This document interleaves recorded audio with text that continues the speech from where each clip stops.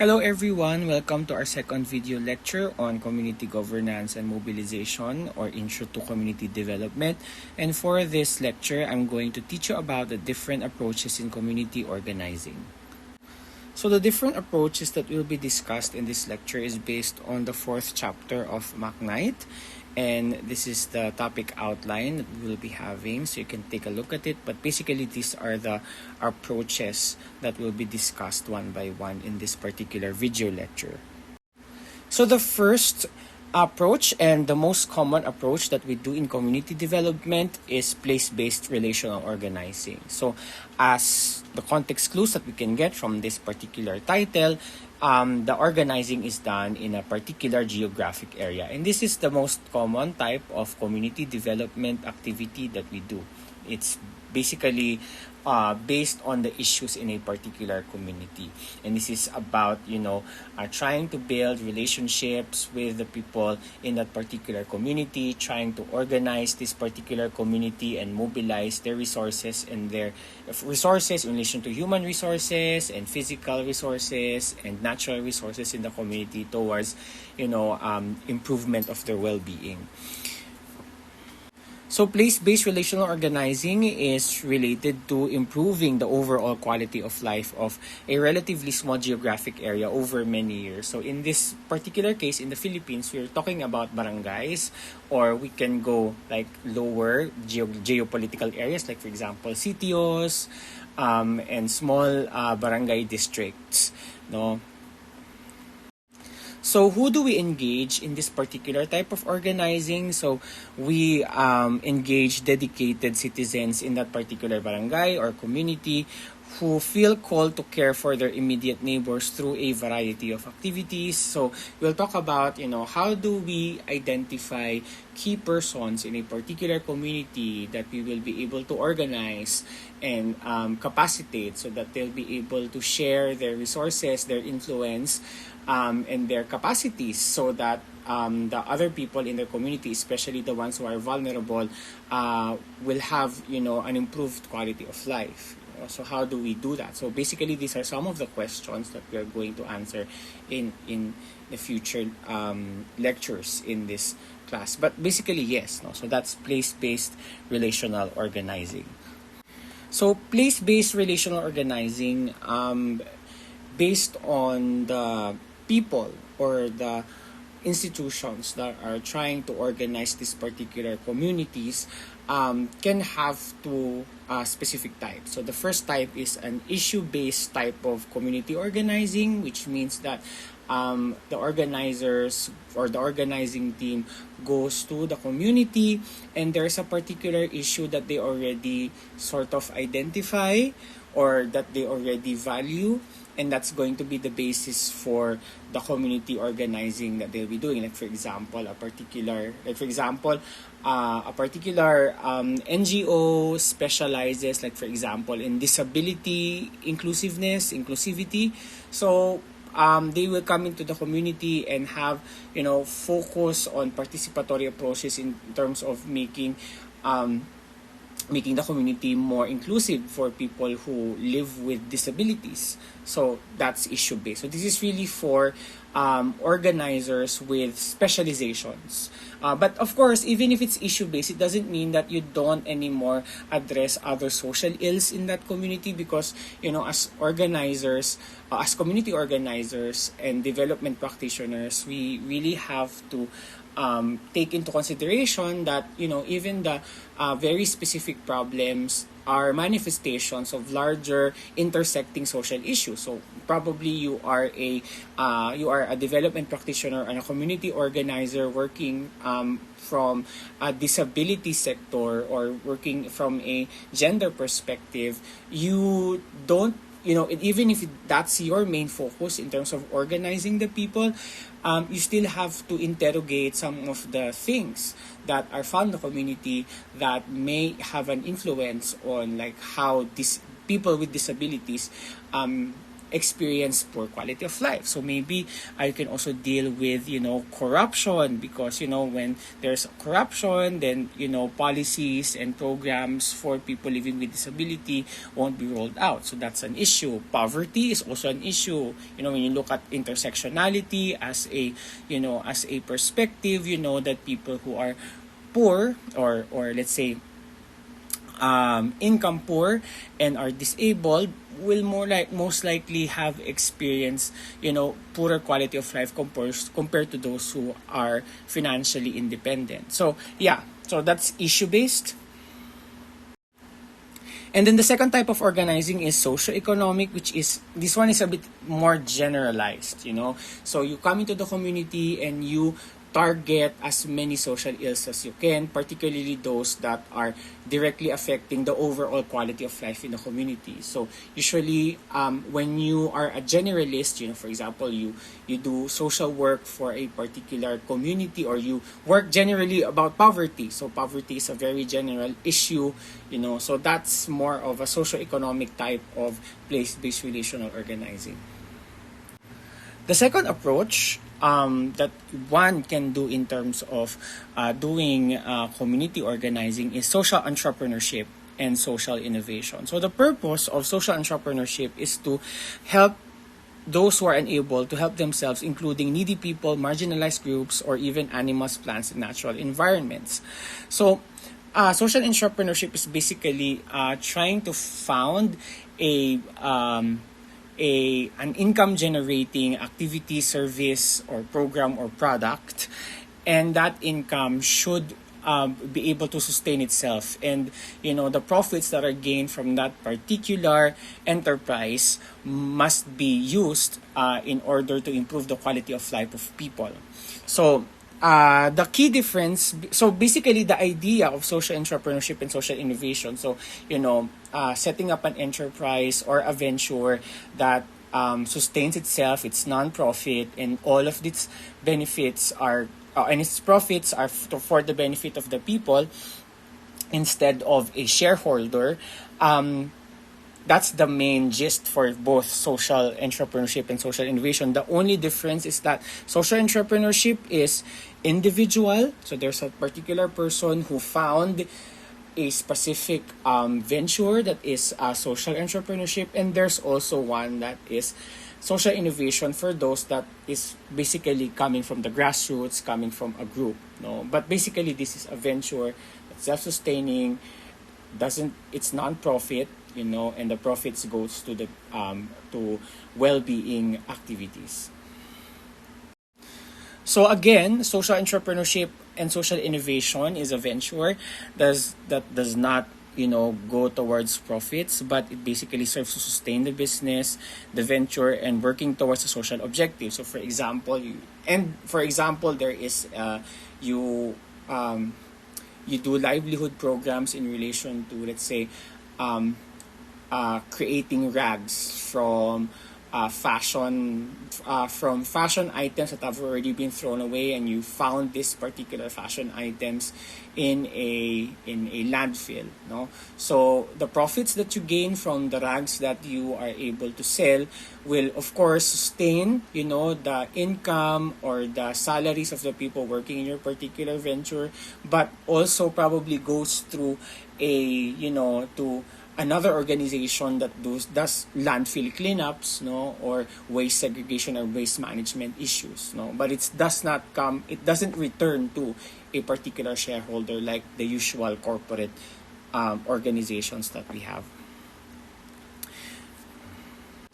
So we have in our university the Lasallian Social Entrepreneurship for Social Development Office or Center, and basically it does that particular idea of doing a startup or a venture towards social influence, positive social influence in terms of improving quality of life of people and communities.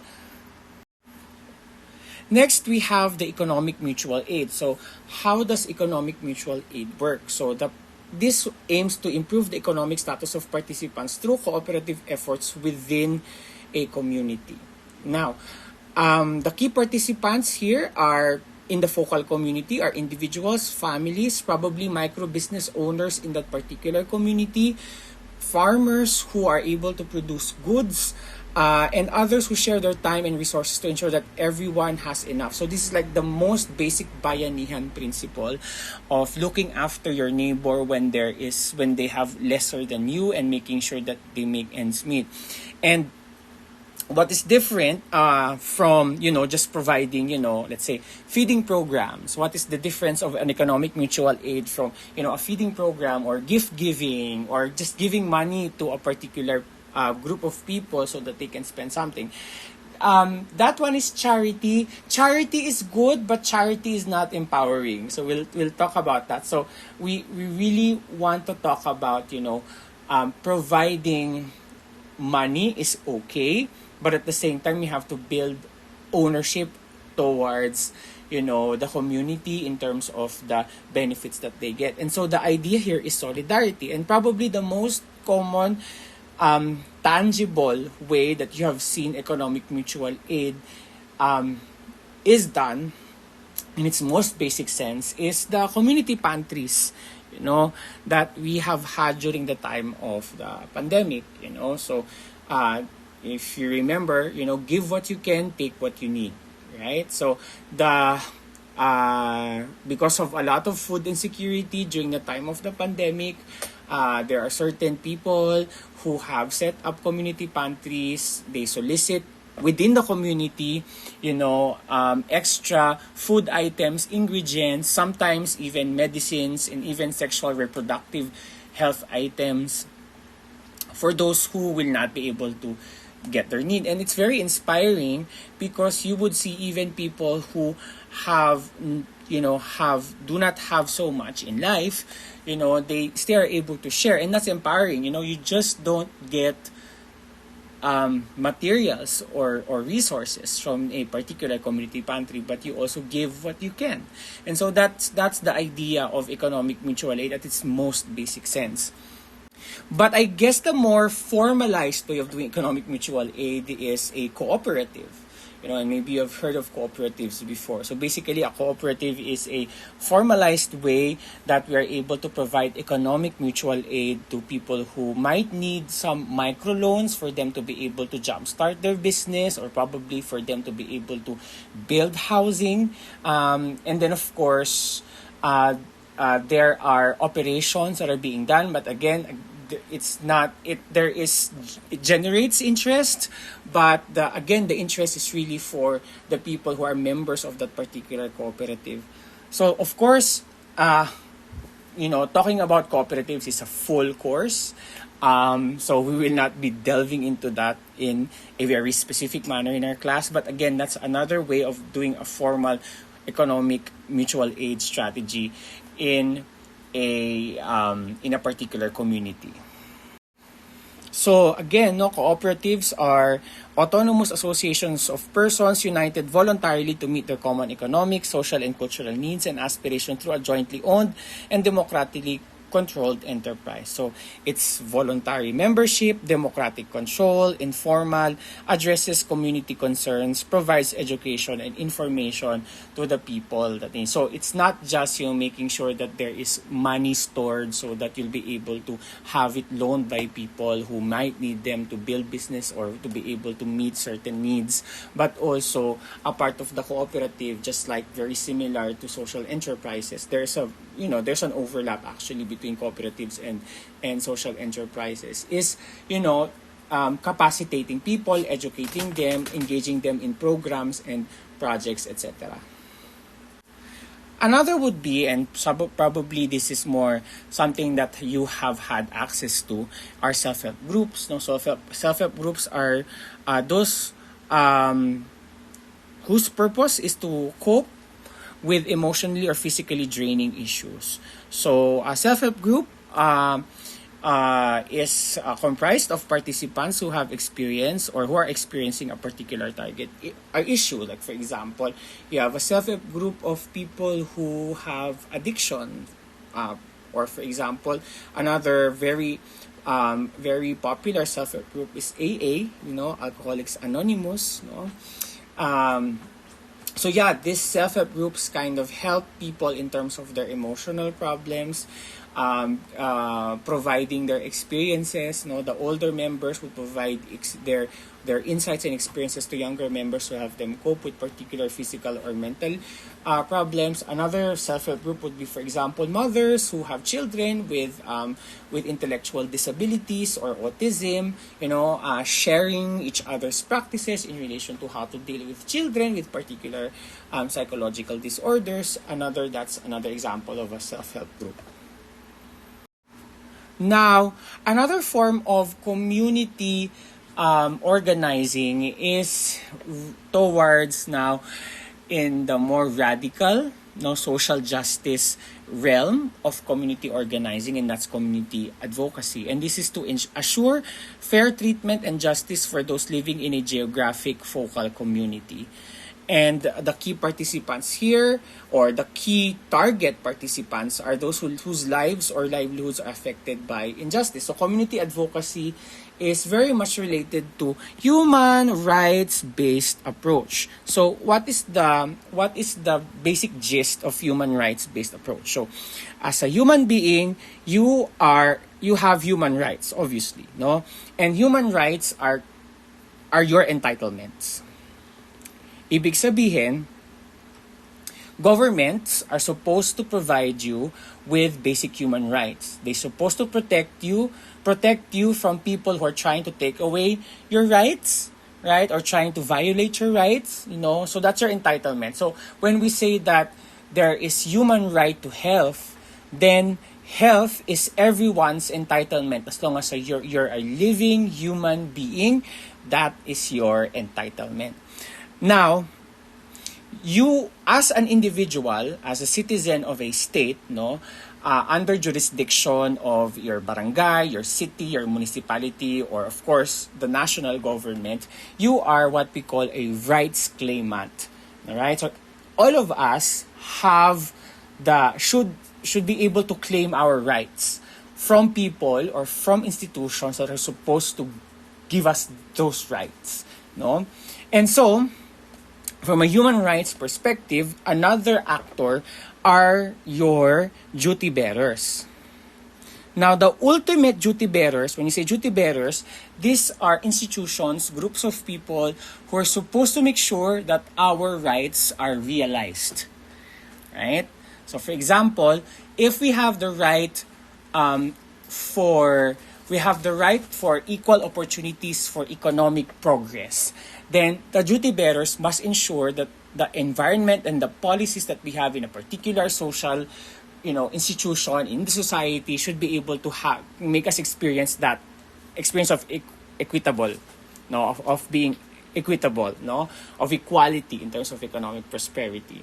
And who is the main duty bearer in the context of HRBA? The main duty bearer is the state. So, Estado ang duty bearer. Right?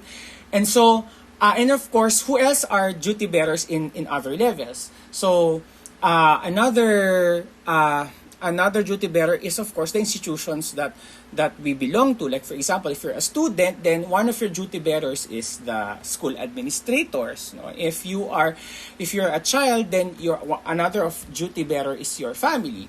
Now, what is important is the duty bearer has the duty, to provide us with all the opportunities for us to be able to enjoy those rights. And also to prevent other actors, other people from getting our rights violated.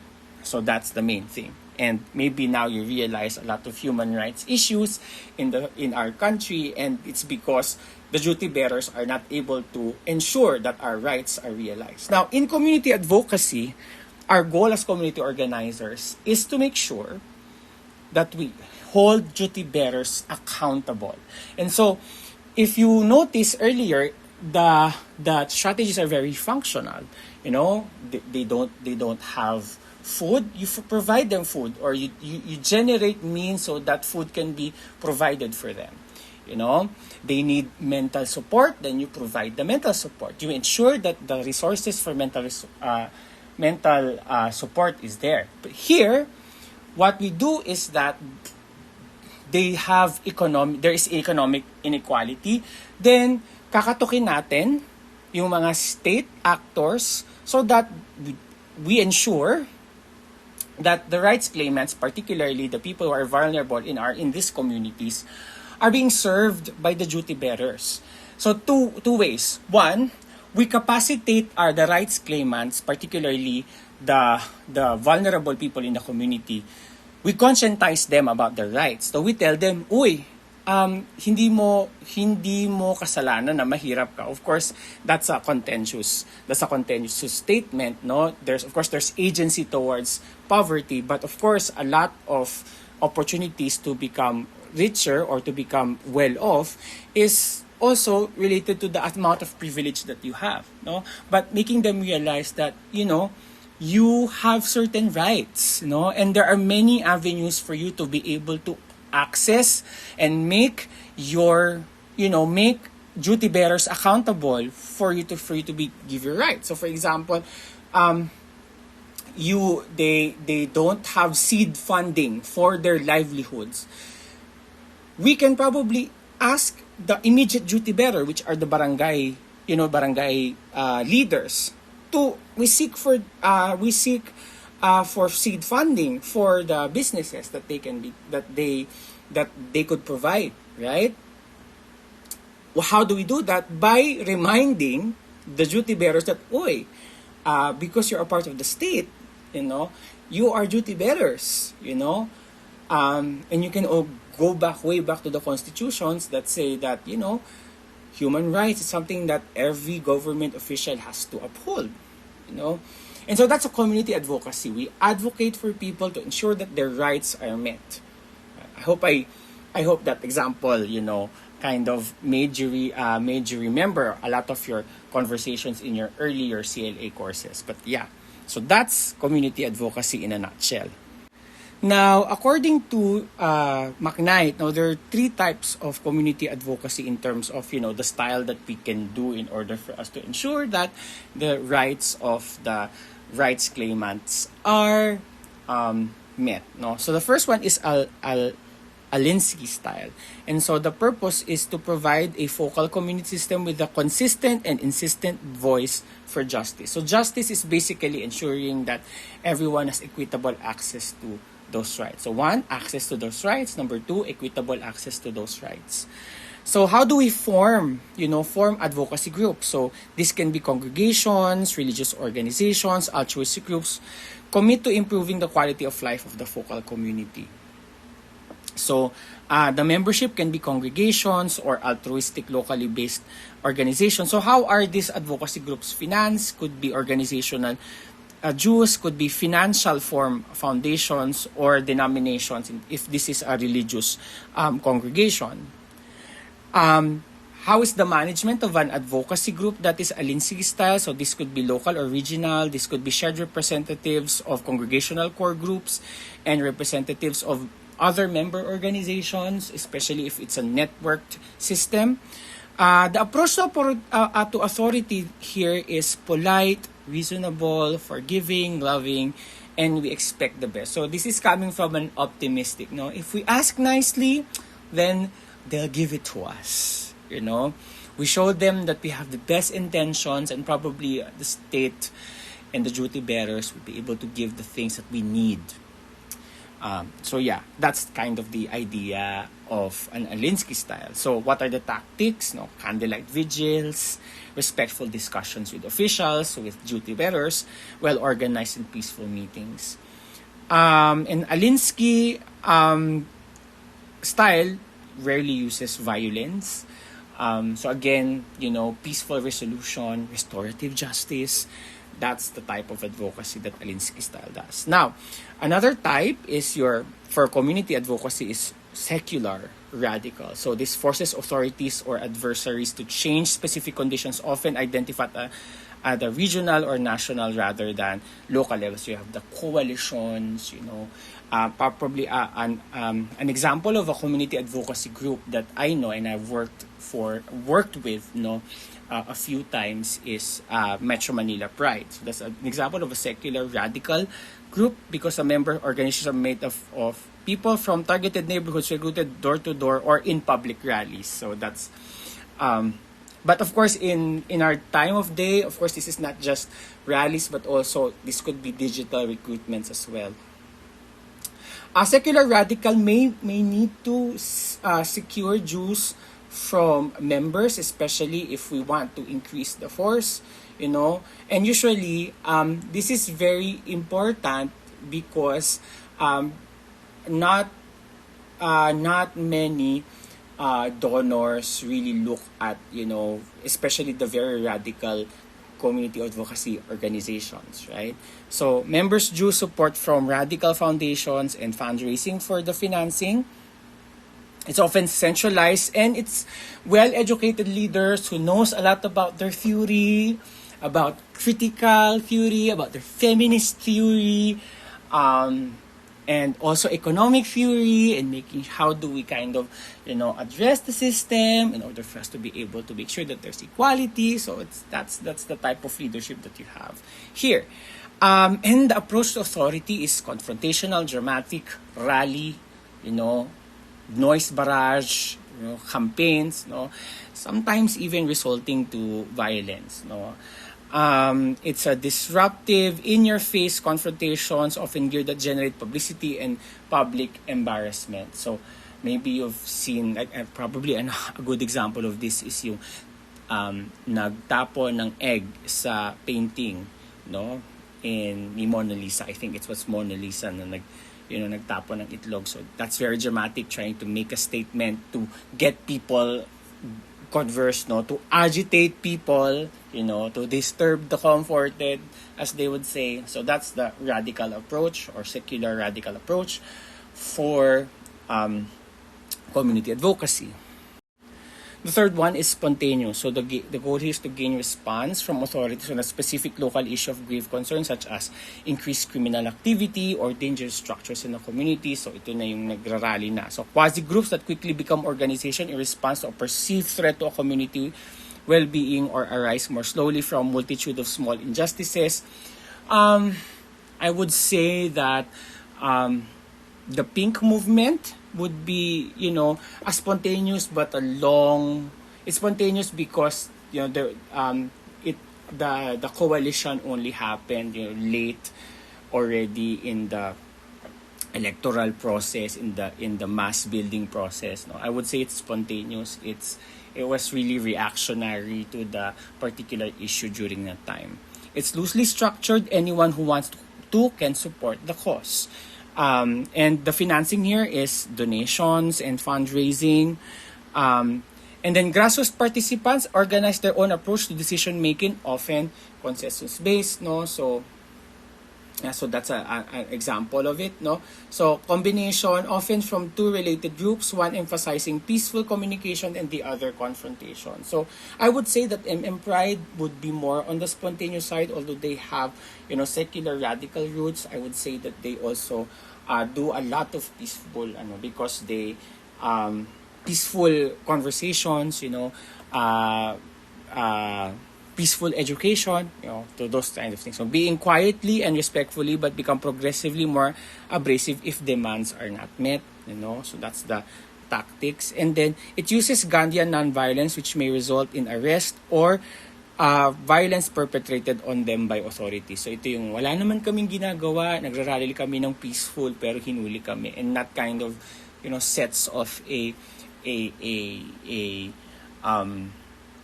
conversation in the people who are able to witness that particular event. So those are the three types of community advocacy activities that we can do in order to ensure that our focal community gets social justice.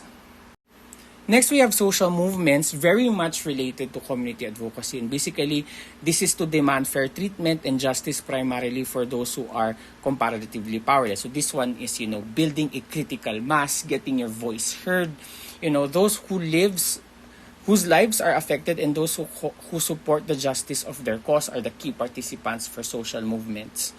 And, social movement is another conversation or another whole course in in sociology and social sciences, so we will not really get into like the meat of social movements, but we'll just have some introduction of how we can look at social movements as a particular community development strategy. So, according to David Aberl, there are four types of social movements, no, based on who is changed, whether that's individuals or a larger community, or and how much change are we demanding? Is it limited or radical? So, for individuals and we only need limited change, and that's for alternative movements. No? So, for example, we want a particular person to have more disability inclusive areas in the school. Before this particular set of people in the school who are not who have a difficulty in navigating the school or being mobile in the school because there's lack of disability inclusive spaces. So that's a particular example of an alternative movement. But when it is like a lot reformative movements, like we want to lobby larger policies so that all schools will be disability inclusive, or for example, for alternative movements, we want to allow particular trans persons in our school to be able to dress up how they like based on their gender affirming fashion that they want to get. But reformative movements is lobbying that people who dress up based on their gender expression should not be discriminated against, and people who discriminate them should be accountable to the law. So that's reformative based on the size. And then of course we look at radical movements. So for example, radical movements would be, for redemptive, for example, would be, I don't know your political, your side in the political spectrum, but for example, there's a particular individual that we're looking at that we think has been mal-aligned in terms of justice. For example, Senator Laila de Lima. Now we're talking about an individual, but she needs such a big redemption, and this is really fighting a lot of systems and structures that are pressing against her. But we feel like, her incarceration is a symbol of a larger, issue in the country. So that's an example of a redemptive movement that we want to look into. We're dealing with an individual person, but we're looking at a radical change. And of course, the bigger ones, revolutionary movements, and we don't really have to look that far. A very common example that we give for revolutionary movements is the EDSA, People Power Revolution, wherein everyone is involved, increasing democracy, etc., etc. Another strategy is to collaborate, to enable established social institutions and organizations to work together towards a common good.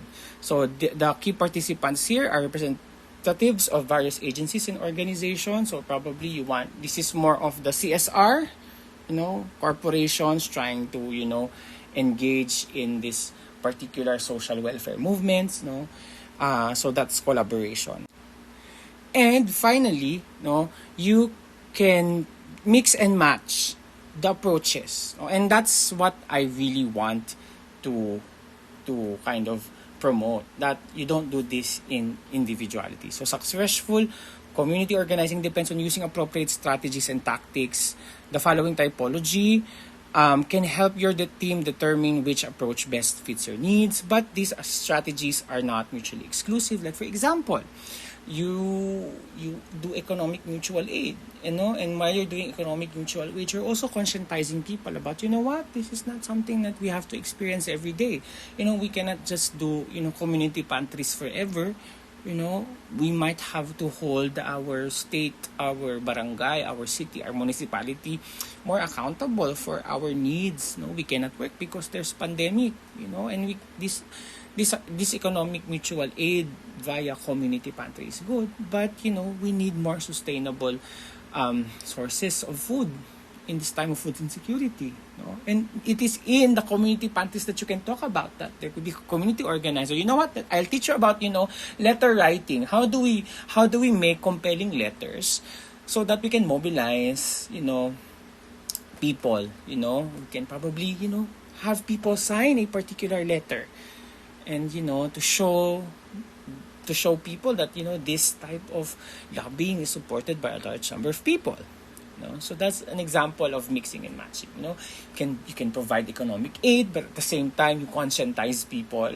At the same time you're also demanding, knocking on doors of government agencies and demanding that certain well-being needs be met for particular persons, especially those who are vulnerable in the community. So that is what I promote.